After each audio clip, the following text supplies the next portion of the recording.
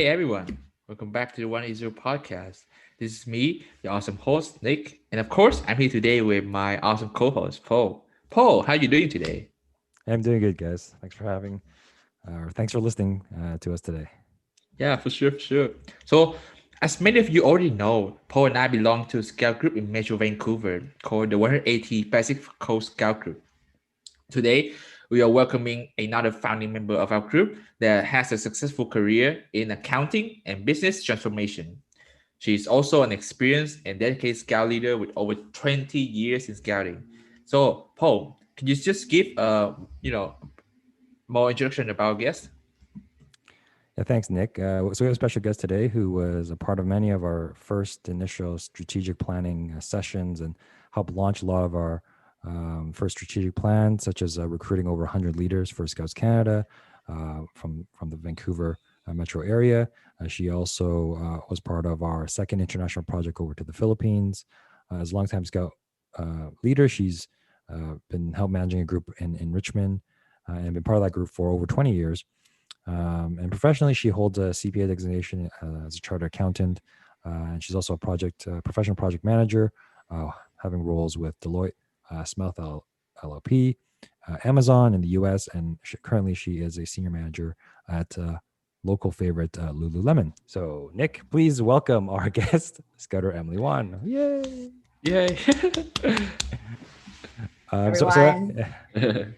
So Emily, I didn't get all the details. Maybe you can share with our listeners your story and anything we may have missed. Yeah, sure. So I am a 180th alumni. So I'm very proud to have kind of gone through the program and also together with Paul and some of the other members, really like kind of, put our kind of brains and kind of passion together to kind of put together the crew is something that I'm still very passionate about. And I have been part of the scouting movement for over 20 years. So I started as a Cub Scout. And then when I became of age to become a leader, I became a troop scouter. Troop is aged 11 to 14. Then I became group commissioner of my group in 32nd Richmond. So it's something that I kept on, even though, I have kind of moved around. Like I went, when I was working at Amazon, I lived in Seattle for a bit, but I was still connected to the scouting movement because I believe that this is a program that really does help to create a better world and to generate leaders like for the world and kind of make it a better. And then I think Paul kind of covered what outside of scouting life has been. I was born in Hong Kong. I moved to Canada. At that time, I was actually just kind of learning English at that time. And then my parents put me in Scouts. And I think through it, I gained a lot of confidence and kind of learned a lot of leadership skills. I went to school in UBC. I graduated from the Bachelor of Commerce program, majored in accounting and international business. And then I did the whole chartered professional accountant route. Then went to industry. So I went to in Seattle. I worked with Amazon in their accounting and finance group. And then I'm now at Lululemon, and I have sort of like a blended role. So I both use my accounting and finance skills, and then I also use my project management skills. A lot of which I actually learned from the crew. So it's been interesting. It's been interesting, interesting path. And I, was kind of sharing before, like if I have to look back, 10 years ago when I was, sitting in a retreat with, Paul and some of the other crew members, like thinking about like, am I, where would I be 10 years later? I don't think I would have really thought this is where I'm at. But I think that's the kind of magic of like, when you put yourself in those places where you're kind of pushing yourself to try new things, like, you might be setting yourself in a path that you never know where you're going to be. All you know that is you are going to be, picking up skills that you never know you need. Interesting. Thank you for sharing, Sarah Emily. Just commenting on the part where you say try new things and pursue there and see what life happens to you. Is that what happened when you decided you want to pursue accounting as your professional career, or is there something else there? So I don't know whether you guys have done any like, strengths assessments or things like that. Knowledge is very important to me. I think it's one of my personal values. So when going through university and choosing a major, I thought that accounting was one of those things where, you could learn, and it's like a useful skill that you can apply. So that's why I took that route. But I think like deep down, what I am interested in is kind of like, business as a whole. So I saw accounting as kind of understanding the numbers as kind of a pathway of, actually learning about how a business runs. So when I progressed in my career and, I came to kind of like a fork in the road where do I want to continue a professional accounting career, or do I want to, join like an accounting and finance department in a company and actually be part of how a company operates and, make business decisions. I took that fork because I know like, that was why I went to business school. This is what I want to do. And I think, bigger picture is I always want to be part of an environment that would, where I'm adding value. I think that's really important to me and where I'm doing things that make an impact. So, I tried in my, throughout my career to, always do things that, where, my daily work is going to make a positive impact to whether it's the workplace, the business that I happen to be working at, also like to the broader community. So I think when you always make decisions, like going back to where your core values are, you're always going to be in a good spot, because you're not counteracting with, what makes you kind of like feel satisfied and like good on the inside. Emily, so I guess the next step for you was moving to Amazon, going overseas to the States. What was your thought process behind that decision? Was it more about your career and just changing the field that you were in, or more of a life choice that you decided to do at that point in time in your life? Yeah, that was a pretty big decision because I have to also move countries, like move cities, move my life to a different city. And I think one thing that I was thinking about too is because I'm so connected with my scouts group. It's like, how is that going to work out? So I really had to exercise. I guess I was almost like trying exercise like how would I keep the culture of the team, like even though I may not be like physically present, and then also like how do I enroll like give people more opportunities to kind of step up to be leaders, like as I was kind of in there. Professionally, it was a really great experience for me because it was such a large company and global as well. So my role there was in treasury and also like mergers and acquisitions. So with the mergers and acquisitions side, I actually got to see a lot of everything from like a startup size company and where their technology or their kind of expertise was getting acquired, and then seeing that kind of operationalize and kind of once the acquisition happened, like how do you integrate and kind of get synergies from that. So the interesting part is like there's a lot of kind of like people, because you're actually are bringing together two different teams where the culture might be very different. And then the part that I was more helping with was more with bringing their kind of like financial operations together. But even then there is definitely like a human component to it. And then I think the other thing that I learned at Amazon is working with a global team. So I had parts of my team that were operating in different time zones.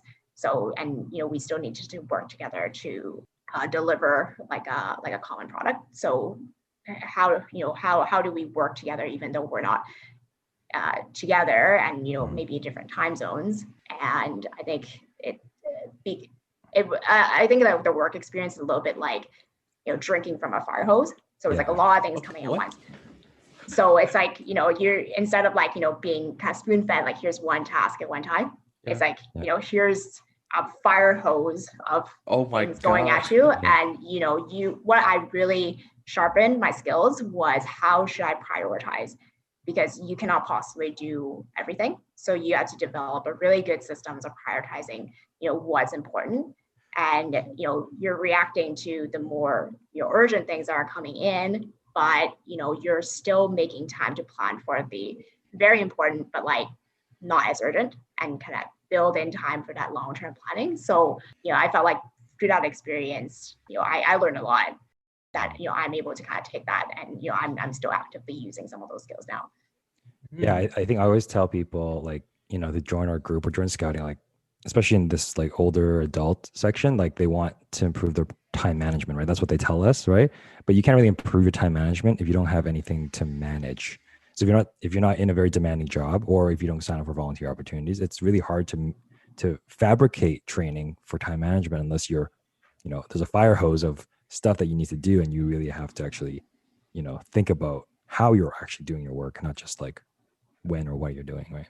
Yeah, 100%. And I think like I learned that I feel like my tolerance for being able to, juggle a bunch, many things came from, being in scouting and, being part of the rover crew, because, you are, you're kind of held to a certain level of standards, right? Your peers are kind of holding you up to be able to deliver, so you're juggling that, you're volunteering a lot, at that time, school, like, which is university, pretty demanding. And then also potentially like, work, whether it's part-time or like internships, having kind of gone through and kind of like that being part of my life for so long puts me when I went in those situations where, in the workspace, it's like, a lot of parties being thrown at once, and, life only gets more complicated, I feel, because, I thought that life was complicated, when I was kind of the rover age, but, I think it gets even more complicated because, some people are starting families. There's kind of like more stuff to deal with, is that you need to have a really good sense of kind of like what keeps you in balance and kind of what keeps you motivated, and then know when to say no.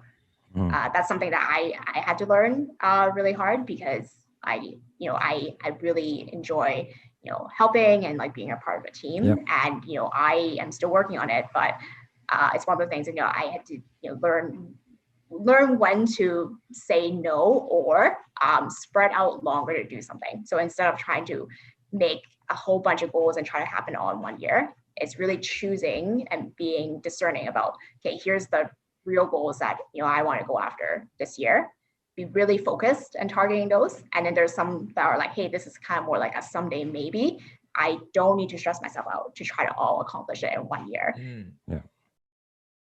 So when you're going through that process of leaving Deloitte and a good job here in Vancouver, and then moving overseas to Seattle, what was the thought process around that? Was it because you wanted to experience something different in your career, or was it more something in your personal life that you wanted to leave Vancouver to get new experiences? I think it's a little bit both. So I think when you take time to think about what you're looking for, and then you kind of have your own roadmap about thinking about, what experience you'd like to have in your life. Like, I'm a big believer in kind of self-fulfilling prophecies. So it's like, naturally you kind of start being attuned to like, opportunities that might be out there and available. And if you're open to it and you kind of take it, then it starts showing up. So I think like in this case, it was actually more like, I think the opportunity just kind of presented to me. I wasn't really actively pursuing it, but because, I was open to that opportunity, as in like when the opportunity presented itself, I went for it. Like that's part of it as well. And I think like some of the like I think like one thing it's very important early in your career is to really build a strong foundation. So going with places where you're getting a lot of like mentorship and like skills training and kind of that kind of hard skills. It's really important, I think, like first 3 to 5 years in your career, and then after that, then it's kind of like the world's kind of open in terms of like where you want to take it, because you kind of have those hard skills that you came from university, and then you kind of like went through that kind of training, you have the foundational skills. Then after that, you want to develop the different skill sets, go for it. And I think one really valuable piece of career advice that one of my mentors at kind of like my workspace is on is like, your career is long, like it's a marathon and not a sprint. And you're going to be taking paths that you never know you never know that you're going to be. So if you're too hard set on like one path, like you're actually closing your own doors because you're not allowing yourself to kind of explore and like learn different skills. So I feel like that was that's something that I learned, because I didn't actually think that I would have, and I think it's very similar to what Paul is doing right now, is that, there was a class that I took in university that's called like Management Information Systems. It's like technology for accountants. And it's a class that I thought that, I would never use. This is a class that I'm taking it, I didn't think I would ever need to use it. And it's probably the skills that I use the most right now. I got a short story about that, because I literally just mentioned that to my coworker the other day, that I took MIS in 2005, right? This was undergrad. So 16 years ago, I know, dating ourselves. And the problem is at Fraser Health, where I work, a lot of information is still, like, a lot of systems are quite dated, and we're actually using like some 2010 technology. So I don't know if you guys use like MS Access, but MS Access was one of the things that I learned in MIS, like back in that class. And I didn't do a very good job of it. And I thought, we're going to move on to something else. I don't need to learn this MS Access thing. And then literally last week, we implemented an MS Access solution because we didn't have any other technology to support it. I'm like, I went to economics. I went to consulting, kind of like off of that, information technology stream. But now everything is so much reliant on information technology that, or management systems, right? Like, you have to kind of know it now, right? Yeah, exactly. So it's technology changes. So it's one of those things. It's like, even though like you have been in your career and you have your career path, like it is always good to continue to upskill and pay attention to trends that are coming up. So personally, like I after my accounting designation, I did my like professional management professional project management professional. It's that was for me, I want to learn what is like the proper way. This is the golden rule of like, this is like how to run a project, like what is that kind of exact way of doing it. And there was one thing for me too, I want to learn it because I want to make sure that I'm going through the right guidelines when I'm organizing a project like for my company. Also to kind of learn from other people, because when you're going into classes, you're learning from other people that are doing project management. And the other thing that I'm learning right now is using kind of like beginners level like coding, because that's the new thing. How do you deal with like large sets of data, and it's almost like doing like a computer science like 101 course, right? Because it's like that's kind of where the trend is going now. So I think like being open to learning and kind of like keeping that up is important if you want to stay current. Yeah, for sure. Thank you for sharing that. Actually, now that you mentioned about like learning computer science, learning technology, applying those things to finance and everything, I was wondering, is that your current role and responsibilities here at Lululemon, or is there something else? Yeah, so there's two areas. So one is more like business integrations. So when we have like a new business line, we need to make sure that from an accounting perspective, we're actually like recording and capturing those transactions. So a lot of times this means actually like making changes to some of our existing financial systems, or like we may be like implementing or integrating it.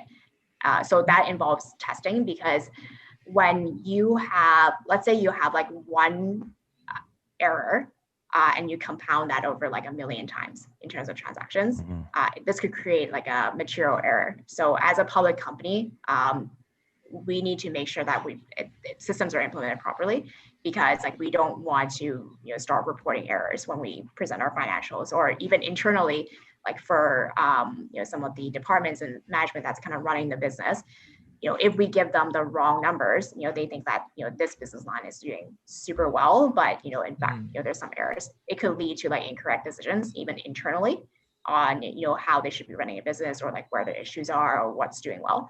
So it's really important since we're so reliant on systems to be able to provide information that we have a lot of like data integrity, and we're also designing for the future. Like that's a big part of what I do and what my team does is like, we don't want to build it kind of as is. Like we actually want to like future proof a lot of our systems. So we need to kind of actually like predict a little bit on maybe this is like a small segment of the current business right now, but we see this in 3 or even 5 years as it's going to have like a big trajectory and really going to grow. So that means that like the system that we're building, like we shouldn't be building for the right now. We should be building on like what we need 3 to even 5 years or even 10 years from what we need. And I think this is the part that's the most interesting because you really don't know, like you don't have a crystal ball and say like, okay, I know that we're going to need this in the future. You really need to use a little bit of, asking a lot of good questions and you're gathering information to put together a plan on like, okay, we will need this type of system in 5 years and get investment on it.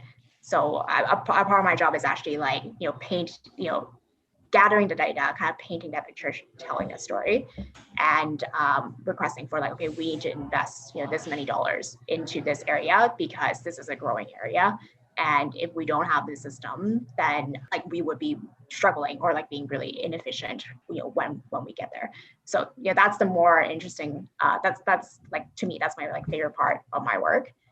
And the other thing is like digital finance transformation. So moving processes that are like analog. So there are believe it or not, and this is like at Amazon as well as Lululemon. Believe it or not, companies still have a lot of things that are like on pen and paper, basically. Processes that are on like pen and paper, or really disconnected legacy systems that don't talk to each other. So you have a lot of people doing work that isn't really value added for their time. Like we could definitely leverage some of our team members to do more kind of elevated work, if they didn't need to do, like basic data entry.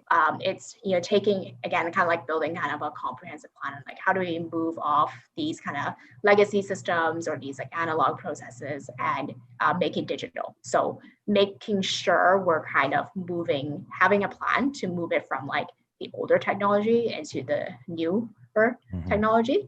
And a lot of it's change management actually, because people are very used to kind of like, doing a great job at, their current work. A lot of the work is actually like building a culture of how do you build in a culture of continuous improvement. So people are always open to like new ways of doing things.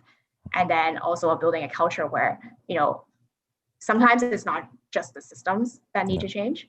It's also like processes and thinking more outside the box. So instead of everyone thinking within their kind of silo or processes, it's thinking like, okay, end to end, start to finish, like what should this piece of work or information look like from flowing through the company. So this might take a lot of collaboration with multiple departments. So you're not necessarily just a finance department, but you may need to involve like 5 or 6 different departments in order to streamline the whole process. And then get it to like, this is like the more efficient way that we can do it, and cut out anything that's like less efficient or like not necessarily value add. And it's really interesting because again, for me, why that gets me excited is that if I look back at like what I want in terms of like how I want to do my work, is like I want to do things making an impact, adding value to kind of what we do. So this is what really excites me about the work that I'm doing.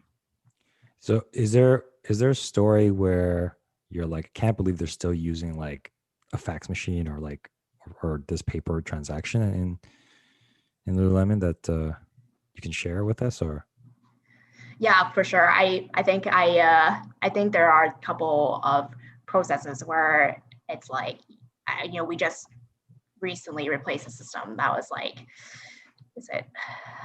I think it's when you ask questions about like, hey, why do we do this? it kind of starts sparking the ideas of like, yeah, like why do we do this? And like I think that's, I think you'd be really surprised at like, especially when a company starts becoming larger, and not everybody has eyes over like every single process. And if you don't have like a culture of like people asking like, hey, like why do we do this? Is there a way to do this better? It's hard to have eyes over everything. So there's things that I've kind of seen other processes like, oh, I can't believe we're still doing this the same way that we did it like 10 years ago. We just started asking a question of how we can change it. I think it really comes from a little bit like grassroots as well, and people questioning about, is there a way that we could do this better? Yeah. So I it's funny. I have a very similar experience in public sector, right? And as you can imagine, a lot of people think about transformation and technology investment in the retail, not the retail end of a business, right? The customer facing part, right? So, in healthcare, it could be, what does the patient or people coming to hospitals, like what do they experience? And we should transform that, right? Digitize medical records, provide online booking, things like that. But not a lot of people really consider. And in my time in finance, it was, the finance groups were kind of staying with the same systems, right? They want stability, they want predictability.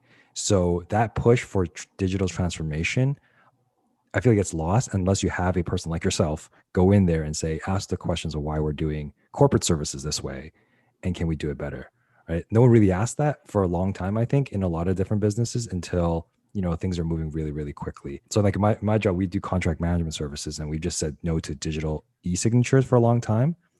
But then, contracts don't get signed for, 90 days because it has to go through all these different VPs, and they're all in different offices, and it's a piece of paper moving around, and sometimes that piece of paper gets lost. And you got to start a cycle all over again. So I definitely see that this transformation corporate services is an industry that I didn't really know about, like, until I really got into it. I'm not sure if that was the same for you, or were you seen that before? Yeah, I think processes are always going to be re-looked at. And I think the challenging thing is, like, I guess there's like kind of two different approaches. Like one is like, you kind of have like a centralized team that is, they kind of know all the best practices, how to examine all the different processes and find opportunities. And then there's the other approach, which is like, you encourage, people doing the work and doing the processes to think about like how they could make changes. And I think like you need a little bit of both, because it is a change management. So, you can't just kind of like go in and you say like, hey, I'm going to like make everything better. And, I've figured out a way to fix all the problems. Yeah.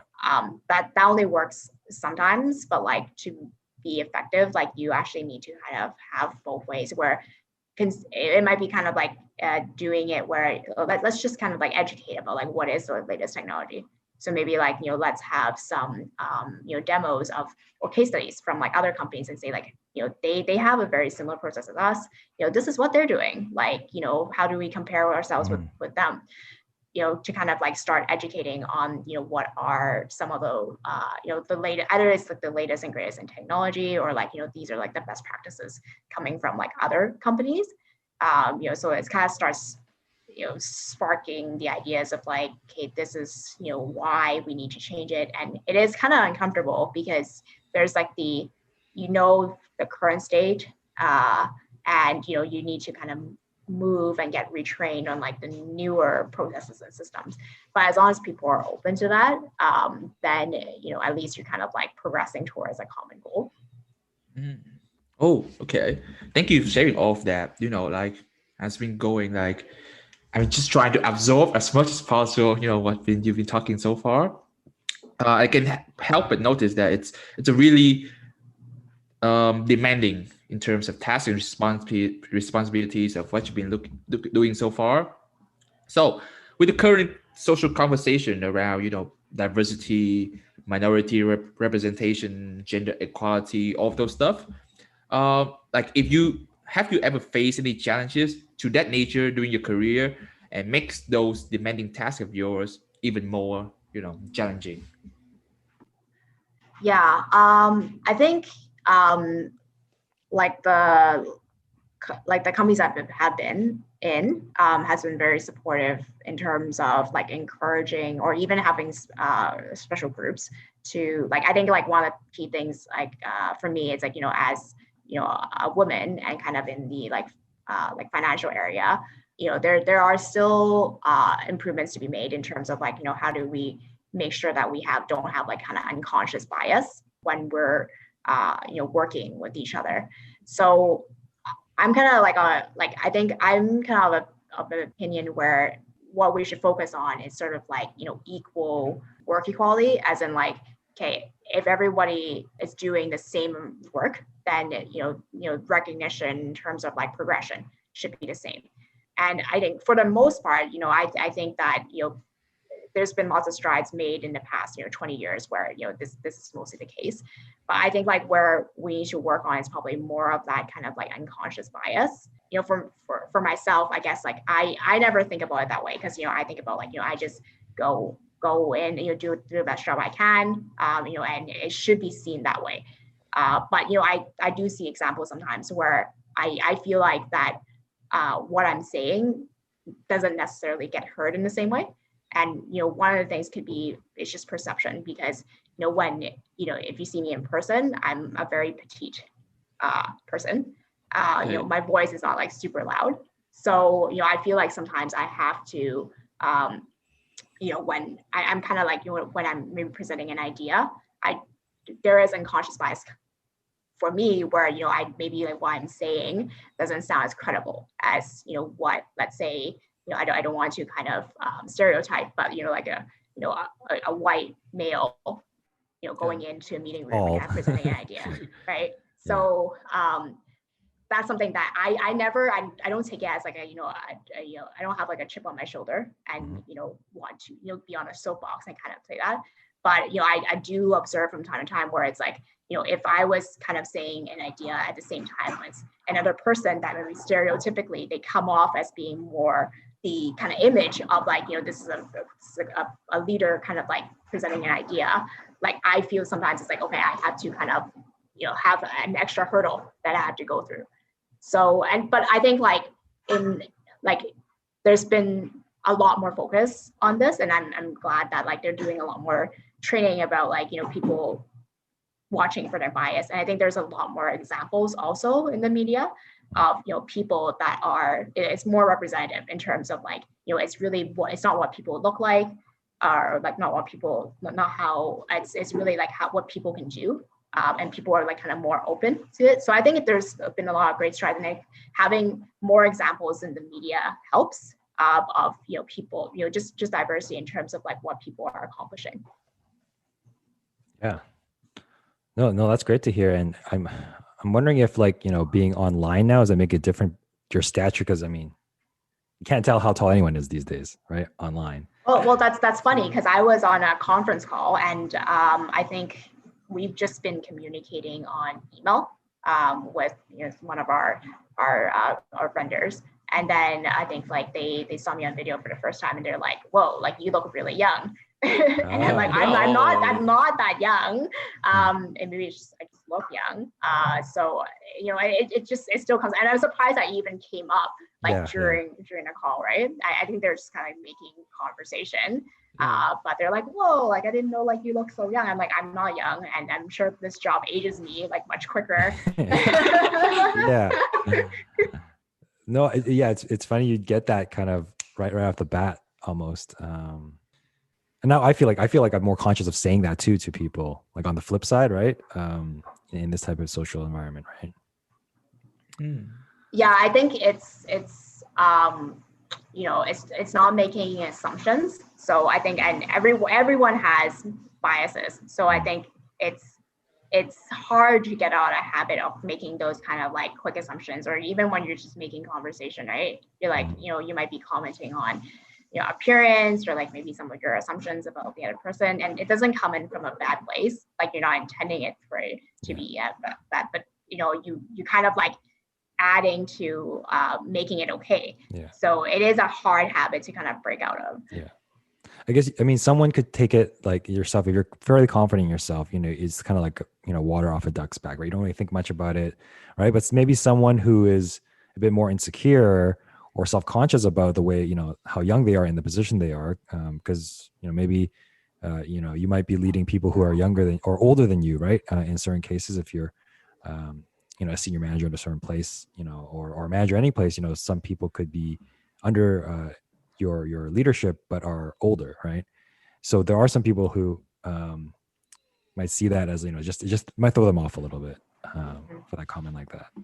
One thing that I've really learned is like leadership isn't necessarily about being able to do everything or know everything. And that's for me, it's like a big blind spot for me because like knowledge and learning is so important to me. And I always feel like, if I'm, leading a group, I need to know everything like that is happening in order for me to, properly like be in a position of a leader.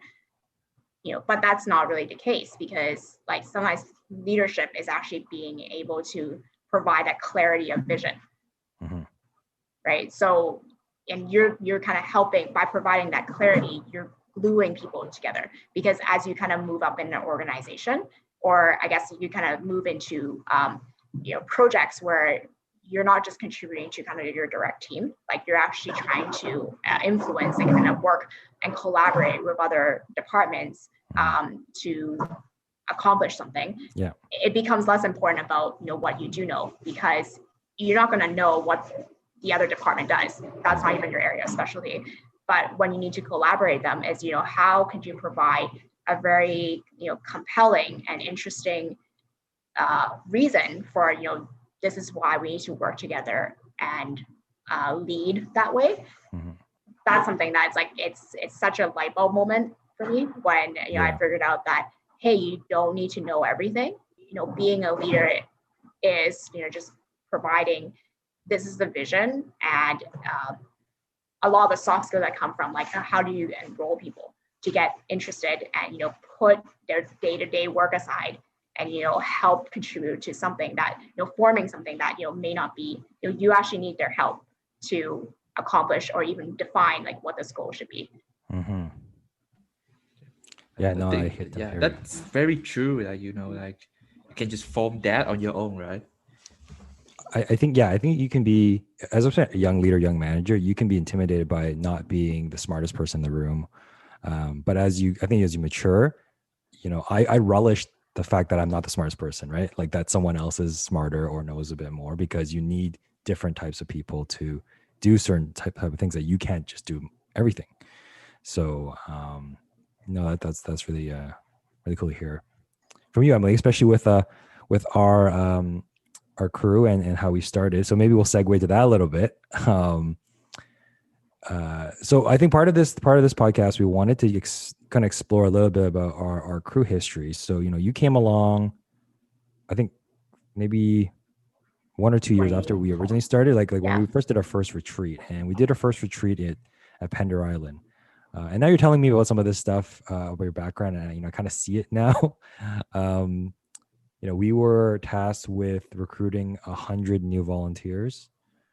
I don't know if that was a goal. That was a goal that we set. It was a stretch goal. Yeah.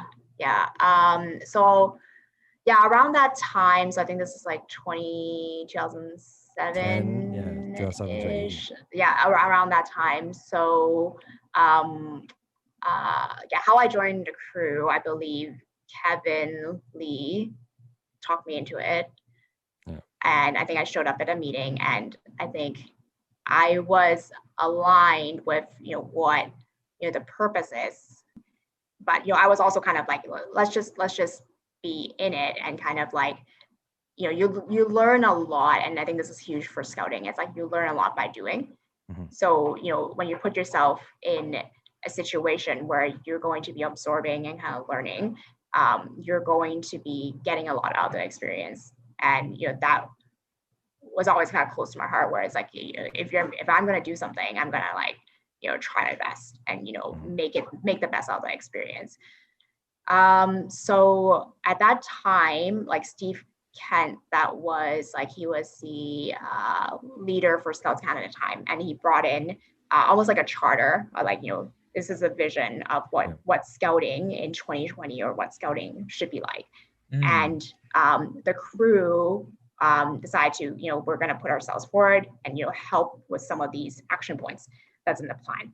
And one of these action points was that, there was definitely like a decline in terms of like volunteers to participate in a program. And I think in particular, rover age. So, age like 18 to 26, so that young leaders. And without young leaders, the organization can't grow because we're not adding new insights. We are not kind of like cultivating like what scouting should be, which is like developing leaders. So I think I remember, Paul, like I can't remember how we came up with 100, but I'm pretty sure like we were kind of brainstorming like how we were going to contribute a goal. And then I think someone just said like, hey, why don't we just set a stretch goal for ourselves and see if we could throughout the year like recruit or like, expose like at least 100 people to the scouting program. And we took that on, and then I think like we had a plan on like, okay, how we're going to do this. There's like a marketing plan where like, okay, where do we kind of start putting scouting as like a place to volunteer where you can learn skills. Do we go to colleges and universities and start letting people know about the scouting program? And do we need to put if people are interested in outdoor skills, do we need to put some like workshops or like hikes together to get people interested that way? But yeah, it was like an ambitious goal, and I think like we learned a lot from doing it, and like I think like I still use a lot of the learnings and skills I from my time in the crew in my work now, right? So same thing, it's like, hey, like we have a goal, we don't know how we're going to get there, like we know that it's the right thing to do, needing to work together as a team to do it. We may not have all the resources to do it either, and that's part of the challenge. So I kind of credit going through that experience with how I how I use those skills now as well. I remember that the goal was like 50 at first, and then I think we just like goaded each other in that group to say that 50, it seems like halfway. Let's just do 100. Like there was a bit of just I guess ignorance of us when we were younger, but at the same time, like I think we needed to set such an ambitious goal. Like what I learned and what I took away from it was, you have this goal that's seemingly impossible, but if you don't have that just out of grasp type of goal, you'll never kind of push yourself to the limit, because that's what I think we both believe that it was going to take for us to even get close to 100, is to push ourselves to that limit. But somehow we weren't. I mean, I think near the end of it, maybe we were kind of resigned to the fact that we might not get there, because I think we were at 30 something by like midpoint. But well, that's better than zero, right? Like that's the thing. Yeah, like I think it's like one of those things. It's like you have to set an ambitious goal, because if you don't set it there, then you might not be shooting for that high, right? You might be just complacent and be like, okay, we're okay with 10. Right. But what if we set it as 100 and then we reach like 30 something? Well, that's way better than if we had set the goal of 10. And I think it's like learning how to like be looking at the goal, and it's like it's a really challenging goal. Staying motivated to trying to get there, and being okay if we don't get there, because we still need to kind of acknowledge like we made a lot of progress. I think so. So Nick, for your context, and he hasn't heard a lot of these stories he's hearing for the first time, so it's kind of like a history lesson. That's true. So Emily and I and a few of the first group that kind of started doing strategic planning in our group, we were on an island, literally on an island for 3 days to come up with a strategic plan. I mean, today we do it on Zoom for 4 hours on the weekend. That's nothing, because back then we had to like eat, sleep, and like think about the goals that we were going to set. And that was actually my first foray into like strategic planning. And I think having that early experience really helped me in my career to ask those questions early on, or maybe some people were just trying to figure out their job. Like, or I don't know if it was to my detriment, because I was always thinking like, what's the strategic plan behind what I'm doing? But maybe sometimes you don't need that. I feel like maybe because you went into that kind of strategic planning environment in terms of islands and spending whole 3 days there, it might kind of help with how you tunnel your vision and everything. And I do agree with Emily in terms of shoot for 100, and at least you get enough motivated to get into like the 70, 80, instead of just setting it like 50, 40, 10, right? It has to be challenging to push you forward, right? And make you realize where your limits actually is. With that being said, like I feel like you've been through like really a lot, Scout Emily, like not just in scouting, but in terms of professional and everything as well. Like, how do you manage to balance and organize all those stuff into, just 24 hours a day? Yeah. So in my younger days, I didn't sleep. Oh, okay. I remember that. Yeah. So yeah, Paul remembers that. But then I learned that, okay, this is not a sustainable way of living. Because if you're not recharging and you're always kind of, pushing yourself to kind of like that, then you're not going to be able to continue to make it like a sustainable impact to the things that you want to do. So sometimes you have to kind of like slow down to speed up, right? Which to my younger self doesn't make sense, because I was like, go, go, go, go, go. Like, let's just like, get it done. What more can we do in this time, right? Yeah. So, what I learned, work for me is, taking time to, and actually like, working with youth in scouting is actually like a recharger for me, because I'm kind of seeing, because through kind of like mentorship and coaching, seeing them grow and develop into kind of young leaders of their own. They have their own ideas. Like, that's very rewarding to me, and that actually kind of adds more into my bucket. And I don't know whether you guys talk about the bucket concept, but it's like everybody has a bucket that you fill up with water. So that's your energy. And there's always like a hole in the bottom of the bucket, and the water is like dripping out. And it might drip out at different rates, right? So there might be activity that really drains you, and it doesn't refill back your bucket. So you need to figure out what are those things that going to refill your bucket. Like, what are those things that is your water that you need to add more into your bucket? So for me, one of those things is like, yeah, it's actually working with youth, and we go camping, we disconnect, and just be a group for a while and experiencing new outdoor adventures. Like, that's a recharger for me. For me, it could be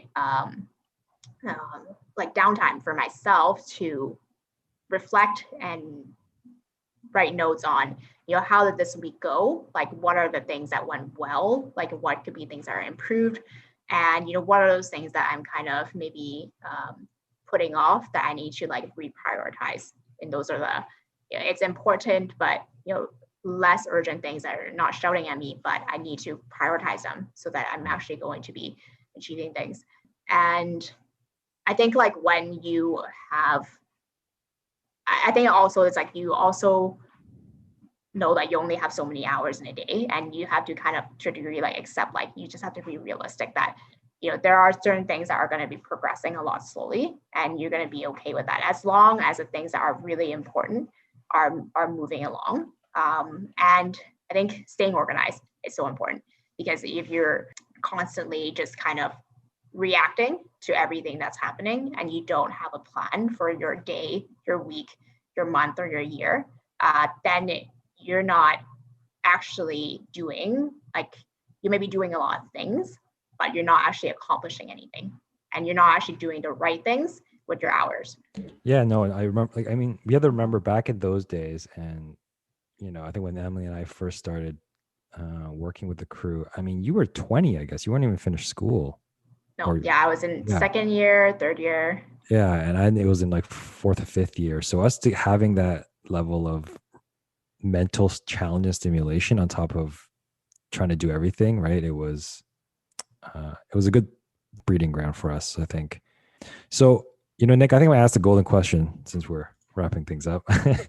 Yes, you kind of answered it. So one of the purposes for having this conversation, Emily, is just also, we had some great experiences, and we could go on about the different stories that we had.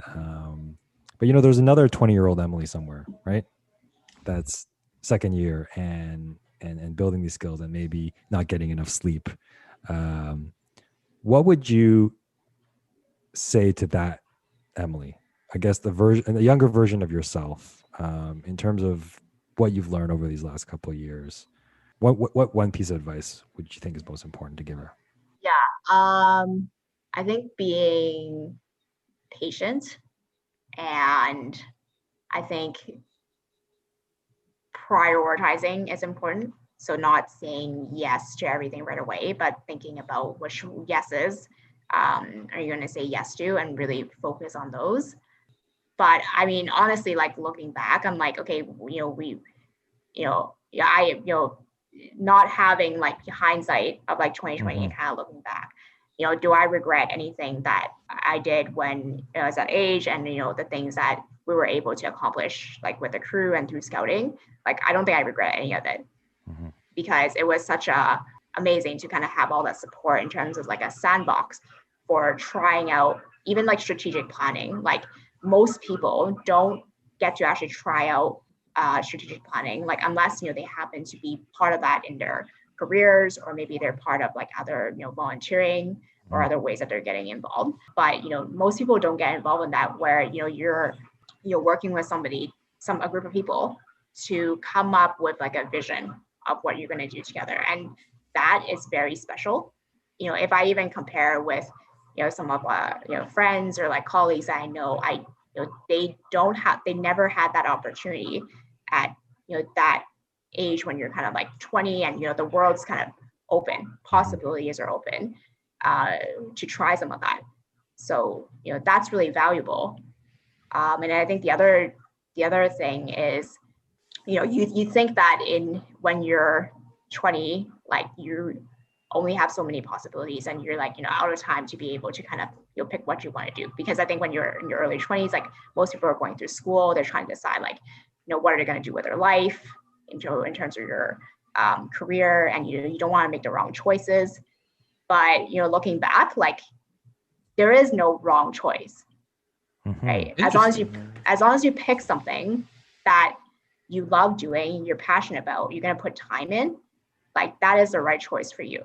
And you don't need to follow what other people are doing, because 10 years later, none of it even matters, right? There's people who have gone off a non-traditional path and did something that they were really enjoyed, and they invested a lot of time, they're really good at it, and their success is relative. So I think like most important is like not picking the right path, but a path that you really enjoy doing, and you are going to enjoy putting time in and making it the most for yourself. Right. Yeah, I agree 100%. I really like it, like especially that part about there's no if you love something, you put the time to it, there's no wrong choices. I really love that. So maybe I mean, I have another follow up to that a little bit. I mean, you're still a very active scout leader, right, Emily? And we got rovers and both our groups. Is now knowing what we knew now, like in terms of experience we got, what do you think if we were to start a crew again now, like if you were to join a crew or start a crew now, what are some of the things that you think we should maybe focus more of that maybe we didn't back then, or maybe we have to now in this environment? Because when we started the group, the iPhone 1 just came out, which I used for people's like Whoa. to just get perspective. iPhone 1 just came out when we kind of really started getting together, right? And now it's like 13 this year. So what do you think we need to do as leaders for younger people today, given all the changes and transformation and things like that? That's a tough one. Like, I think like I can't really think of anything that's like what would be helpful. I think I mean, like from hearing what has been different directions that people have taken with the crew over the years, and I agree with that, because I think there's no there are some things that are like core to what the crew is and what the scouting movement is. And I think it goes back to like you paddle your own canoe, right? But it's totally open to interpretation, and I actually really like it when you kind of like acknowledge like, okay, these are the key things you want to learn and skills you want to learn, you want to learn leadership, you want to learn teamwork, you want to learn, how to communicate with each other, and you want to inspire each other to kind of accomplish more. I think that's core. But in terms of like how you do that, like I think it's totally open to whoever is in the crew at that time, because it's really it's their crew, right? Yeah. And if they want to take it in a different direction, I guess like if we were kind of like leaders or like mentors, I think we should support that, and kind of give space for people to do that. And I think like what's really important is having, like, I see kind of like being maybe a mentor or scouter to a degree. You're kind of a little bit of like a little bit of a cheerleader, as well as like maybe sometimes you have to give some, tough love type of conversation. And I think like, that's super valuable, because, I certainly appreciate it when I was a rover and, I had those conversations with my like mentors and my scouters. I think those are like those critical conversations that like really changed my perspective and like really set me on the right path. So I think those are really essential elements to kind of keep with the crew. But I think anything else is like, honestly, the sky's the limit. It's, currently, whoever is part of the crew is, make the most of this time, right? Think big, because like, this is like a safe area to be able to kind of try new things. Yeah, I mean, I like what you said about giving space. I think that's something I struggle with at times as a volunteer and kind of a mentor advisor. Like I want to give Nick a lot of space, but at the same time, as Nick knows, I give my opinion quite directly sometimes. And I think it's not that like when we were younger. So Emily and I also went to the Philippines for 2 weeks, not with each other, the whole group. So we whole group went to the Philippines, and this was after the trip we spoke about with Kevin. And I feel like when I would reflect back on that, there was a lot of space given. Like there was a lot of just, let's see how this goes. And we made some mistakes, and there were some very interesting stories from that trip. But we also got a pretty crazy experience being in the south of Philippines, teaching people like how to camp, right? And I think we learned a lot from it too. I think we learned a lot about, like, I know for me, from going on the Philippines international project trip, was I learned a lot about kind of like privilege. Mm-hmm. And, I never knew that, scouting could be privileged, because when we talked to some of the scouts group there, they had a scouts group that was for street kids, essentially. Yeah. So, there wasn't like a safety net of, a school system. So if you were sort of, maybe you weren't in the best neighborhood, like scouting was actually an outlet for them to be able to go to school and like learn something and be part of like a community where, there's kind of like a safety net.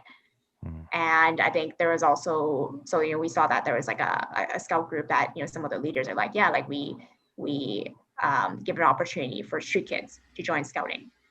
Yeah. And then I just think about like, I'm like, how privileged are we where, we're kind of in our, we have like these schools or like gyms where, we have a space for us. And, most people who join scouting, it's not because that is the only place we can go. It's like, here's an extracurricular that, their parents signed them up for.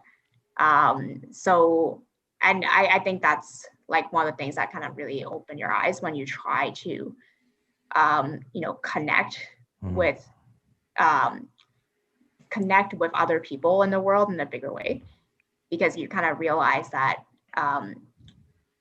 everyone is like human, but it's kind of a little bit about like, where do you want to put your time in to like create the impact, right? So it's like, you could watch Netflix for 2 hours, right? And you get a lot of personal satisfaction from that, right? Maybe it's funny or something like that. Or you could put 2 hours into, potentially kind of creating like a community of other people that are also kind of like-minded, and, you're helping yourself develop, you're helping them develop, and potentially you might be doing that as like a your project that might be helping other people. Yeah, and that was a great opportunity that, you know, like our leaders at the time gave us, and they gave us the opportunity to experience that, right? Without being a cheerleader, but not like, you know, maybe some of the other programs or things that we do these days are so like, I guess, in such a controlled environment. Not to say that was out of control, but like it was, you know, we experience a lot of things now in a very much controlled environment. And you know, you can see people say going hiking on Instagram now, but back then you couldn't see people doing those experiences. So it seems more controlled now because you've seen so many people do it, and everywhere you go around the world, they're just so, you know, there's just so much more control, I guess, and to provide youth with that ability to be, you know, we were in, you know, I think we're singing songs in this orphanage with these street kids, right? Like in the middle of nowhere, and that was our, like, you talk about privilege and learning about it. It's easy to watch YouTube and it's easy to maybe, you know, walk around Vancouver sometimes, but to see that, like that level of despair at the time, you know, we couldn't replicate that by just being, you know, here, right? Yeah, and I think it just creates a lot of like awareness of you know, what I guess like what privilege is, and I think in a way it's also like, well, what can you do? You know, it doesn't mean that like everybody, like for example, like every iProject doesn't have to be like, oh, you have to go and you know Go to the slums every time. Exactly, right? Because you know, you need to designate like, well, what is your purpose of doing it? Maybe it's just experiencing scouting cross culturally, right? Maybe you know it's just more like an adventurous trip where you know you and a bunch of other rovers are you know just going to go on a hike in a different country because you know that's on your bucket list. Right? You need to define what your purpose is. That's true. Yeah. But I think it's like you know the takeaway from that is that you learn a lot doing it, and you're kind of you know together. Those are some honestly like those are like you know lifelong memories that you're gonna have. Like you're never gonna regret that you made that trip, right?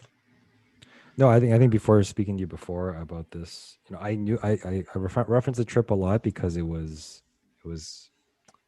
a very interesting time, and yeah, like I feel like connecting and then reconnecting with, you know, other people on that trip maybe is something that we can't do so easily now, right? Like because everyone's on Facebook, everyone's on all these social media, it's easy to connect to everyone, but then you start to appreciate the things that you learned back in the day and what you take with you now. So okay, I think we've been a bit over, Emily. Thank you for being with us. Really appreciate it. Thank you for having me come and join a chat. Yeah, no worries. Thank you so much, Emily. I learned a lot about today's, you know, I learned about the trips that I just so happened not to be there, but it sounds really exciting. But most of all, I thank you for sharing all those tips about, you know, making professional decisions, you know, preparing, thinking the whole thing, not just the processes, all those kind of things. It's just insightful. And I think I'm going to replay this episode multiple times when I edit it. But thank you so much for sharing. Yeah, no, thanks, Nick. Thanks, Paul, for having me join in. Yeah. Thank you, Emily.